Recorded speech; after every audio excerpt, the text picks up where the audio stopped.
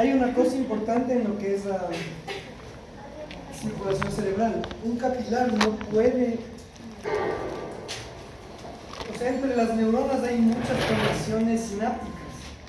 Hay sinapsis eléctricas, sinapsis químicas. Entonces, ¿cuál es el problema del capilar en el cerebro? Un capilar cerebral, o mejor dicho, el intersticio cerebral primero es muy compacto porque el intersticio cerebral casi no tiene espacio. Todo es o neuronas o vías de axones o dendritas, no hay muchos espacios. Ese es el primer problema. El segundo problema, los capilares, recuerden, tienen poros y canales para que pasen las sustancias, los solutos y el agua. Pero hay un problema en el cerebro, que el agua, cuando extravasa agua desde el capilar, no puede hacerlo directamente al intersticio. ¿Por qué? Porque el intersticio está lleno de electricidad, de cambios y potenciales de acción de los transmisores eléctricos de los axones y las dendritas. Si se mezcla agua con electricidad, ocurre un fenómeno que se llama cortocircuito. Y eso puede ser extremadamente grave si estamos en el área motora, porque me dará una convulsión. Si es en el área sensitiva, perderé la sensación, o si es en un órgano de los sentidos, simplemente no lo apreciaré. Entonces, el cerebro, para evitar, por el área compacta, para disminuir la pérdida de agua, para que no existan cortocircuitos, el cerebro, los capilares del cerebro están cubiertos de una célula que se llama astrocito. Y el astrocito los astrocitos emiten unas prolongaciones celulares en forma de pseudópodos que recubren los vasos sanguíneos, ¿sí? Con dos objetivos. El primer objetivo, evitar la pérdida de agua o la salida de agua hacia el espacio axonal o dendrítico. Y segundo objetivo, que la salida de agua sea mínima. Además, hay otras células que son los pericitos, que mantienen a estos pseudópodos empujados contra el capilar.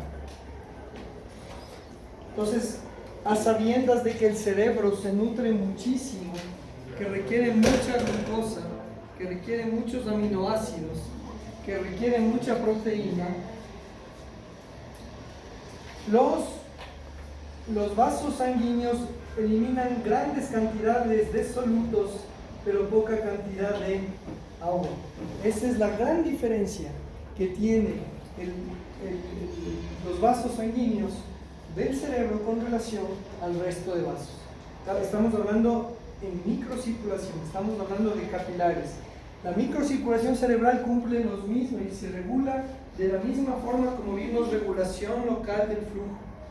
Es decir, vasoconstrictores, vasodilatadores locales, centro vasomotor, presión arterial.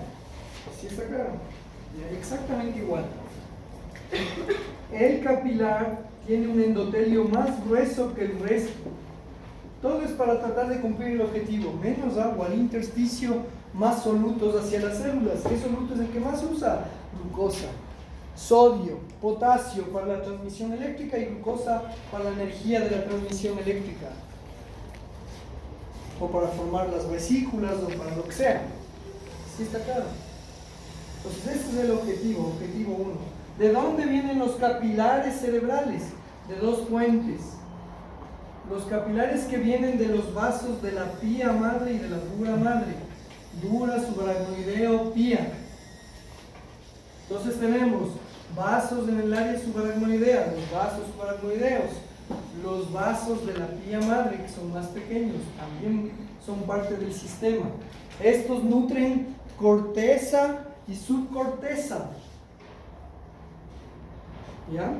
Y tenemos los vasos que vienen de la carótida y forman el polígono de Willis.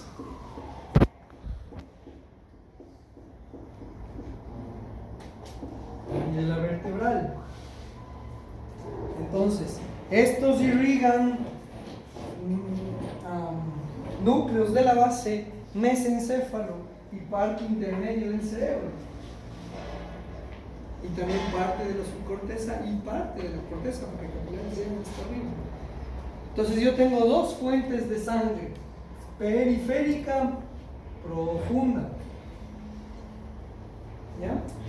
Sin embargo, aún así que tengo una red arterial bastante buena, que viene de arterias prácticamente directo del corazón, las dos carótidas que forman el sifón carotidio para la cerebral anterior, o sea, tremendas arterias, hay partes del cerebro que no tienen irrigación o que son muy pobremente irrigadas. ¿Cuáles son estas partes? La primera es el epéndimo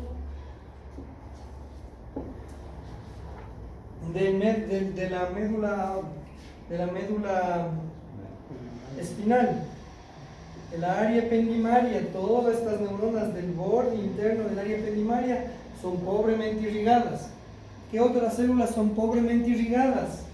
Las áreas de la corteza distal, las áreas corticales del occipital y las profundas del temporal son pobremente irrigadas. No llegan los vasos hasta allá.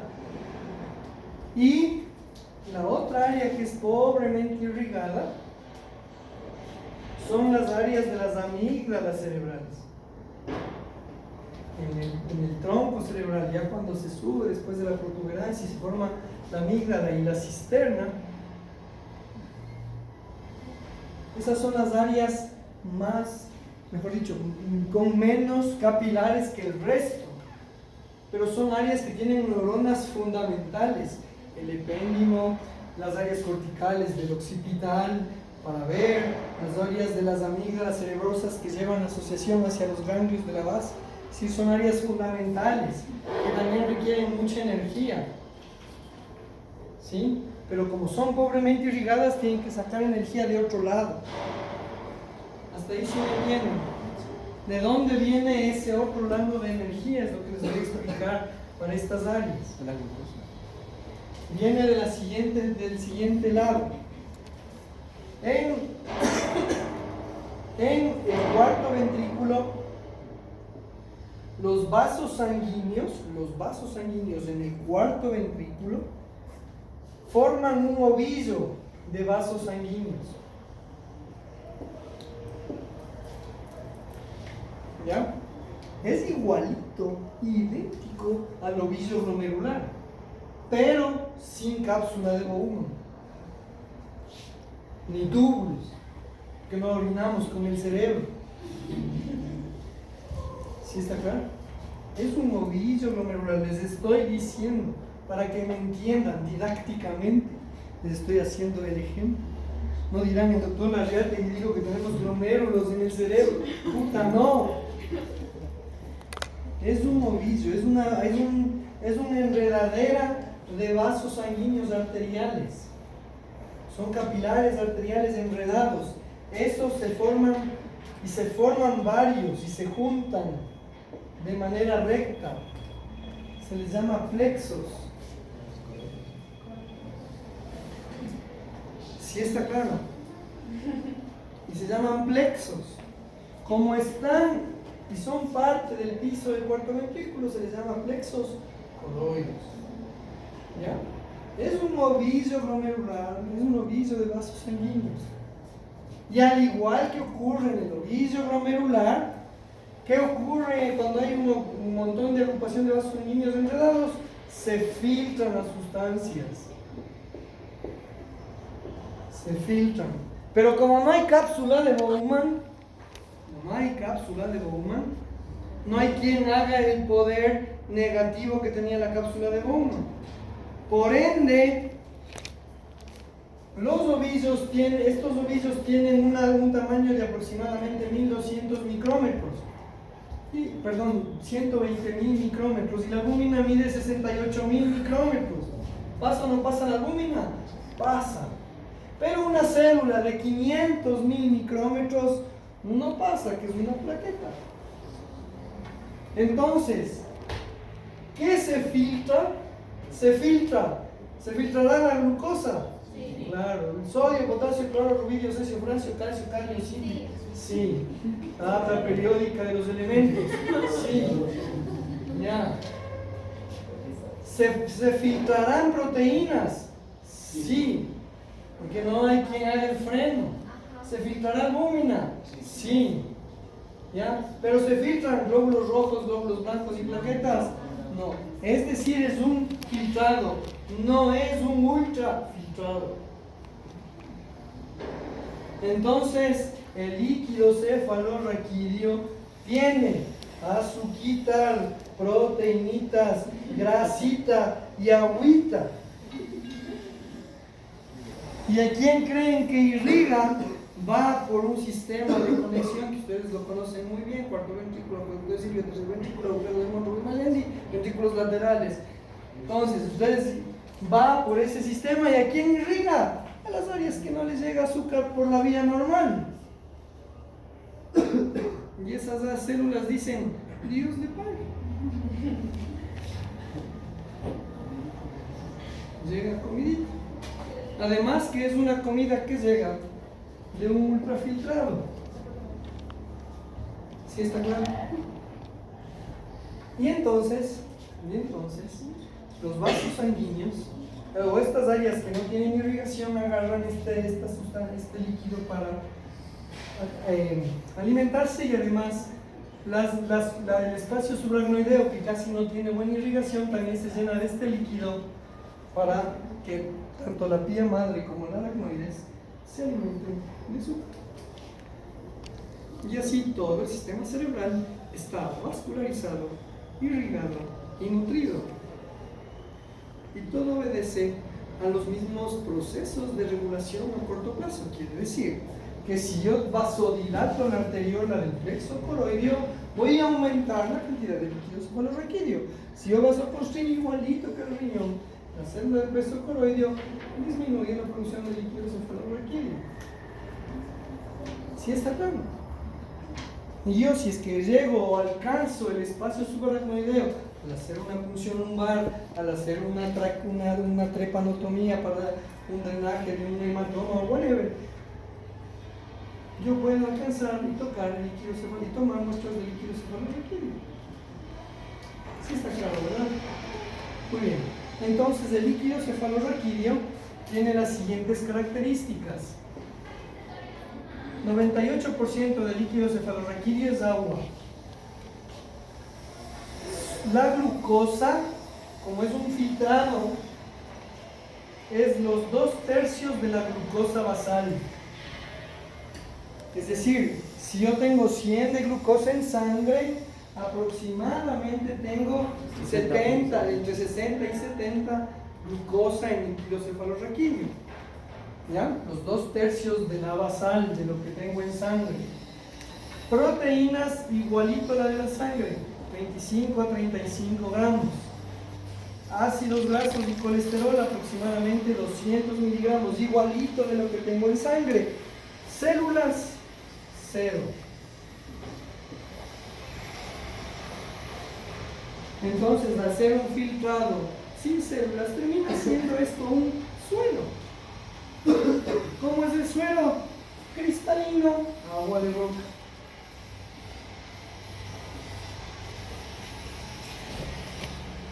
Sí está claro. Y por eso el líquido cefalorraquídeo tiene esas características. Sí está claro hasta ahí. Sí está claro. Muy bien. Preguntas. Esto es la base, o sea, con que tengan claro esto, chicos, y tengan en su cerebro estos 3 conceptos. El concepto de impedir la pérdida de agua y el astrocito como intermediario en la nutrición de la neurona principal. La producción, que la fuente de sangre del cerebro es tanto los vasos aracnoideos como los vasos de la carótida y la vertebral, o sea, los del polígono de Willis. Y los que no se irrigan, del líquido cefalorraquídeo. Con estas características. Si tienen eso claro, vean, es más que suficiente, es la parte más relevante de la circulación cerebral. ¿Ya? Porque pueden entender con facilidad que si yo tengo un trauma craneal y en el trauma craneal se rompe el astrocito y se rompe el vaso sanguíneo y sale sangre directo hacia las neuronas y tengo una hemorragia subaracnoidea porque se da debajo de los vasos aracnoideos. La sangre para las células y para las neuronas es tóxica, les mata, les mueren. Entonces la sangre en el cerebro no va bien si es que no está dentro del vaso. Y si es que se me rompe un vaso en la aracnoides, arriba, en los vasos grandes, los macrovasos, no en los microvasos, se hace un hematoma. Si es sobre la dura, subdural, y si es bajo la dura, epidural. Huevadas. No hay vueltas que darle. Porque es cagado, es drenar. Tienen que entrenar 7 años para hacer neurocirujanos y drenar una vez.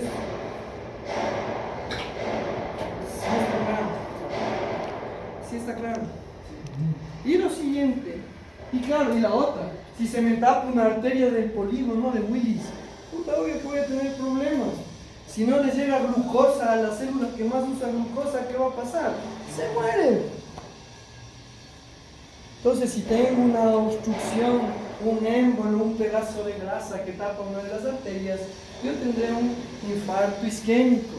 Si es que es por presión alta y se rompe la cerebral media, ¿qué me va a tener? Un infarto hemorrágico. Los dos que ocurre lo mismo, porque el uno no llega sangre y el otro la sangre es tóxico por afuera. En los dos casos se mueren las células. En los dos casos tengo infarto cerebral, muertas las células cerebrales. ¿Sí está claro? Sí está claro.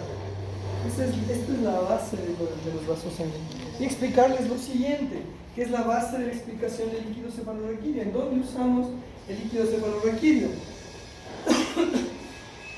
Entonces, en la apófisis crista galli y en las banderetas de etmoides, en los surcos etmoidales donde está el bulbo olfatorio, llega una bacteria muy famosa, gran positiva, que se llama Streptococcus pneumoniae, ¿ya? Y tengo una sinusitis aguda. Para defenderme, porque ahí está bacteria. Recuerden que las bacterias solo tienen 2 misiones en la vida: tener sexo y hacer familias. Es la única misión de la bacteria. Solo quieren tener sexo, les encanta el sexo, les encanta. ¿Sí me entienden?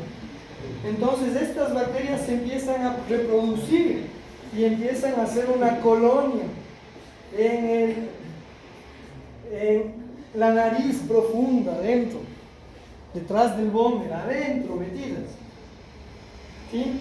¿Quién me defiende? La primera defensa natural, la inmunoglobulina A y la producción de moco. ¿Qué tienen que hacer las células para poder sacar, producir más inmunoglobulina A y producir más moco para que por gravedad, caigan las bacterias? ¿Ya? Y como las bacterias llegan, los macrófagos que tenemos en la nariz dicen vamos a comer. Y estas manes empiezan a fagocitar, pero como las bacterias son más chuchas, se reproducen y tienen más sexo que los macrófagos, les ganan a los macrófagos. Y tengo en ese momento una sinusitis purulenta y tengo moco verdoso que huele feo y tengo anosmia y cambia la capacidad de oler, etc. ¿Sí está claro? Ya. Y entonces los vasos sanguíneos del etmoides que están aquí arribita, que son los que más irrigan, ¿qué tienen que hacer si es que los macrófagos no son eficaces? Tienen que dilatarse, pues. ¿Cuál es el objetivo? Que lleguen los que sí saben comer bacterias, que se llaman neutrófilos. ¿Ya? Pero para dilatarse estos megavasos, tienen que aumentar la permeabilidad del área mucosa. Y justo por detrás de estos vasos está el espacio subaracnoideo. Y las bacterias entran al espacio subaracnoideo y dicen: he llegado al paraíso.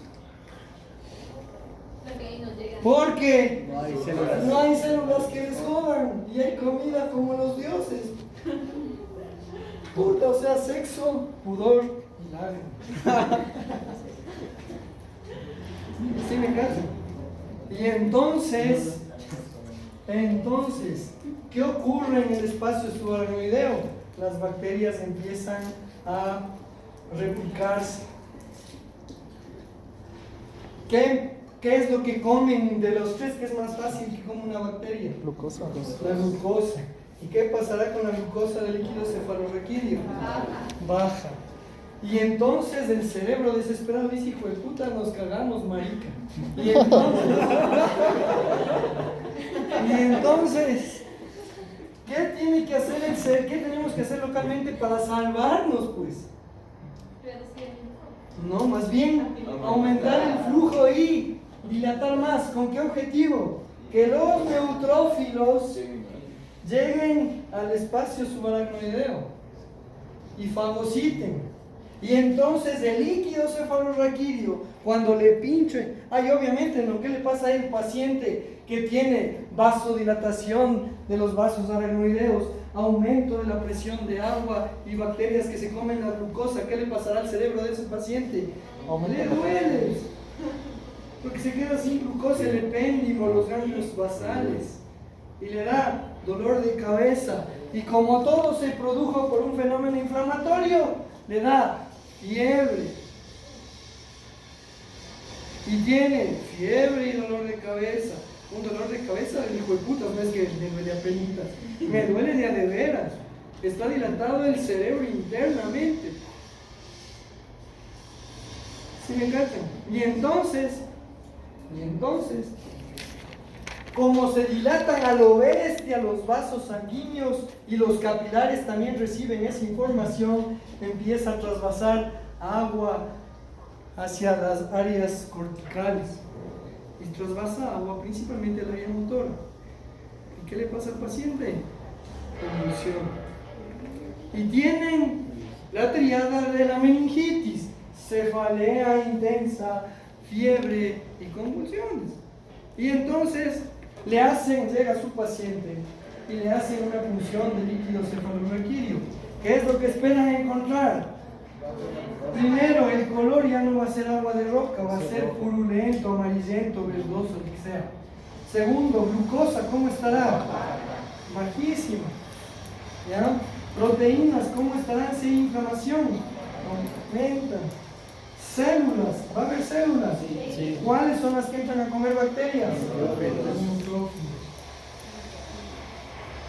¿Ya? Y le hacen un gram y les dice cocos gram positivos en pares. ¿Qué será? Estreptococo neumoniae. Les dicen cocos gram negativos en pares. ¿Qué será?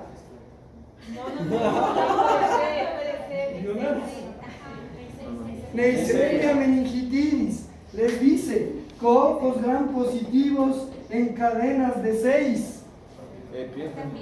No, eso podría ser Estreptococo beta hemolítico. Les dice cocos apilados en racimos. Estafilococo. Muy bajas, y ya tenían el diagnóstico en 2 minutos. Sí está claro, chicos. Sí está claro. Está claro.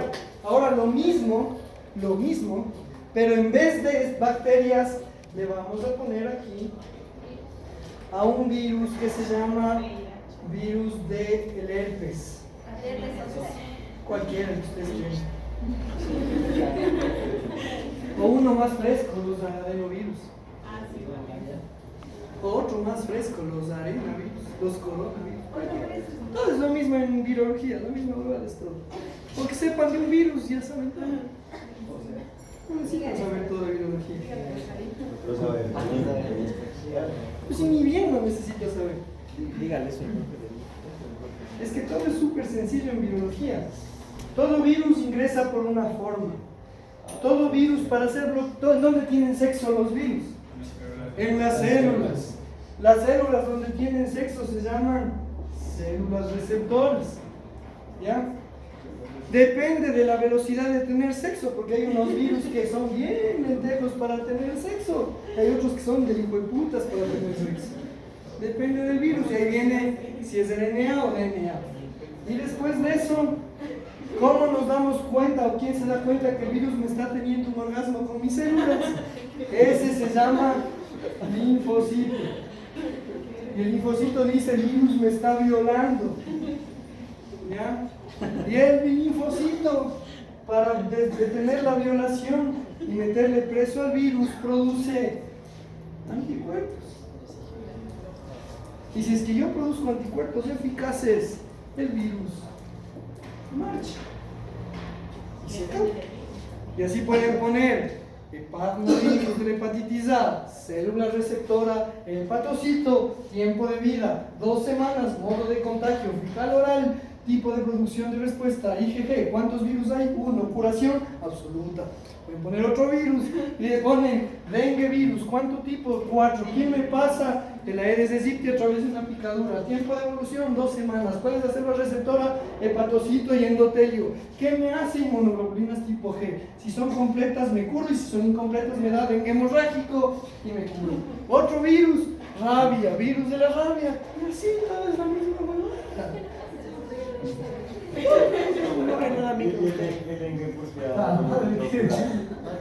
Porque usen los delitos.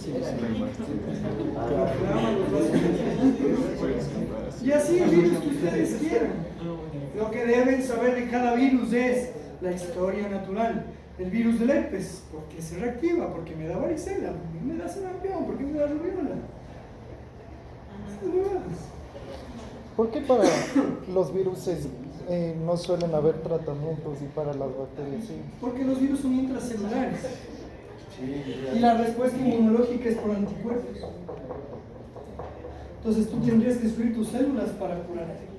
Por eso no hay tratamientos antivirales, hay muy pocos. Sí está claro, chicos. Ya, entonces, lo mismo, pero entró un virus al cerebro. El virus llega al líquido cefalorraquídeo. ¿Cómo es para encontrar el virus en una meningitis viral? El líquido cefalorraquídeo en una meningitis viral. ¿El líquido estará purulento? No, porque se meten dentro de los linfocitos. El líquido está claro, igualito que el normal. La glucosa, ¿comen glucosa los virus? Normal. Las proteínas, ¿utilizan proteínas? No.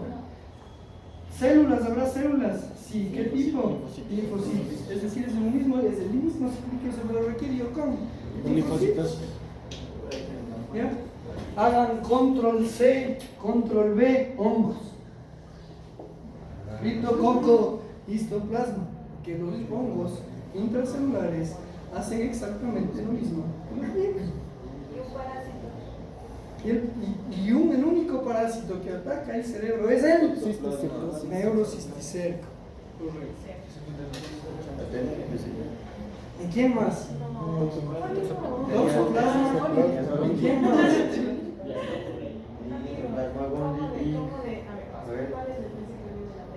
Son 3 los principales. Toxoplasma.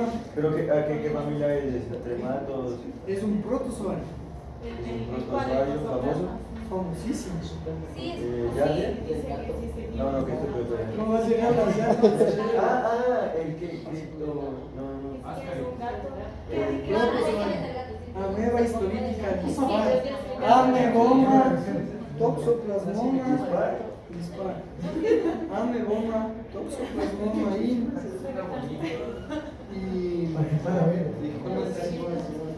la hueva alcohólica. toxo, ameba y neurocisticerco.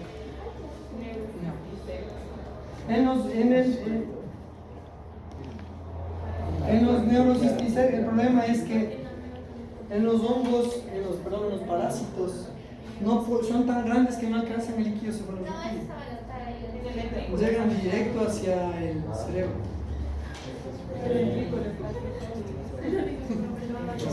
¿Ya?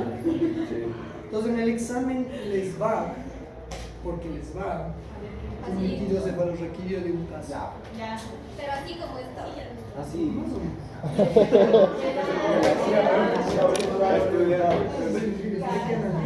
No meterá micro. Pero no, que salió de para De ley va micro, si ya se acaba el micro. Frena mucho el Porque si no se llaman a dos de libre. Ay, qué pedazo.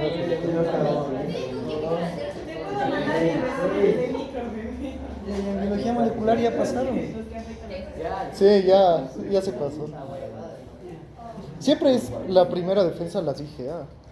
En todo. En cosas. En mucosa. Vagina, pene, boca, alma, oídos, nariz, ojos. IG. Y por eso producimos moco en las mucosas. Mucosa ocular, mucosa nasal, mucosa bucal, mucosa órbica, mucosa anal, mucosa vaginal o rectal o urinaria o perineal. Bueno, preguntas, chicos. Y con VIH, ¿cómo sería? Igual. Igualito. ¿Tienes sexo ¿Por loco? qué se causa la encefalitis? Lo mismo. Por eso. Pero, o sea, Y la es que ahí los demencia. anticuerpos no son efectivos, entonces sigue produciendo. En ningún virus el anticuerpo es efectivo. En ningún virus. Solo que en los linfocitos, cuando ya reconocen muy seguidamente el antígeno y solo se produce un solo tipo de virus, le logran neutralizar. Y por eso hay enfermedades que te curas. Por ejemplo, si yo te pongo un virus muerto de sarampión a los 2 meses de edad en tu brazo, ¿qué vas a hacer tú cuando te meten un virus muerto? Los linfocitos van a decir, pues puta, viene este man a violarme, ni cagando. ¿Qué empieza a producir? Anticuerpos. ¿Ya? Y cuando viene el man y te tose los sarampión en la oreja y entra el virus, los anticuerpos dicen, entra mijita que yo te violo ahora. Y entran, y neutralizan y te curas. Eso se llama vacunación. Y se dio primero en viruela, en Colombia y Ecuador. ¿Sí sabían eso? ¿Qué cosa? Que la historia de vacunas nació en Londres, pero el primer estudio de vacunas se hizo en Colombia y Ecuador. No sabía. Igual que indios héroes, pues en toda el área del Pasto, en tierra, pues vamos. Pasto, Mexicano, Ibarra, Quito. La parte de acá, de los negros de acá, de no, los negros de Colombia, los de Marco. Toda esa área.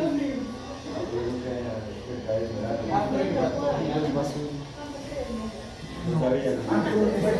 Aquí era un niño con viruela. Le ponían a vos siendo un niño, te ponían pedazos de viruela.